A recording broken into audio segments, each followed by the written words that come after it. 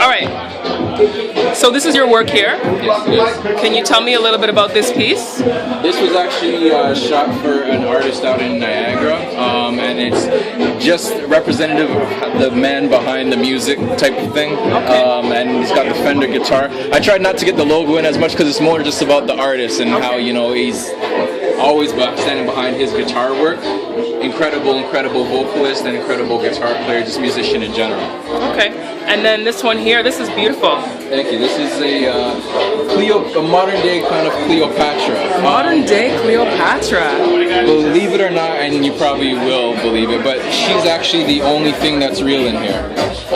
Everything else has been superimposed or dropped in, and it took about, I'd say, 2 to 3 hours for her to be body painted in order for this to come together. Wow. And yeah, this is just honestly just an artsy piece that I threw together. There really is no deeper meaning behind it. I just think it's beautiful. It is beautiful. It is beautiful.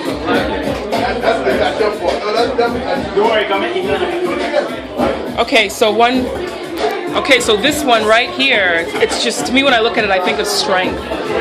It does represent strength. It represents power. To some people, it represents, you know, breaking the chains of, and I'm not going to say whatever your slavery could be, whether that's your job or whether it's your career or your money or your vices or whatever, just breaking the chains. But actually the story that really goes behind this is biblical. This is Samson. And if you know anything about the Bible and Samson, he grew his hair really long, and the story goes in the Bible that God told him not to cut his hair or he'll lose all of his strength. One night his girl crept up on him and she cut his hair off, and then she said, Samson, the Philistines are upon you. So he hopped up and tried to fight them. They chained him up, and this story goes to the part, this picture illustrates the part of the story where he was chained between the two pillars with his hair cut the same way that it is now, and he actually brings the pillars down. Now, how this actually came to be is this guy's actually a bodybuilder who was trying for his pro card, and he wanted something unique to show off his physique. And I said, well, actually, I've got the best story for you. And we went and we just threw this together. And everything in here is, I'm going to say it's real. He's that strong. Nah, except for the background and the chains and stuff like that, everything else in this picture is real.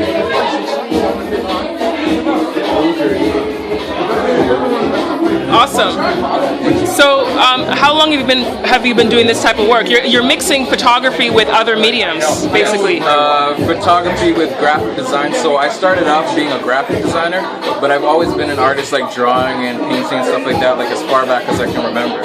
And photography and graphic design kind of naturally merged, and I like to think that anything that I can dream up, I can actually illustrate through graphic design and also through photography. And I always try to make it as realistic as possible. So there's a lot of photorealism behind this, and I just enjoy it. I've been doing this for probably about 6-7 years now, and graphic design another like 10 behind that.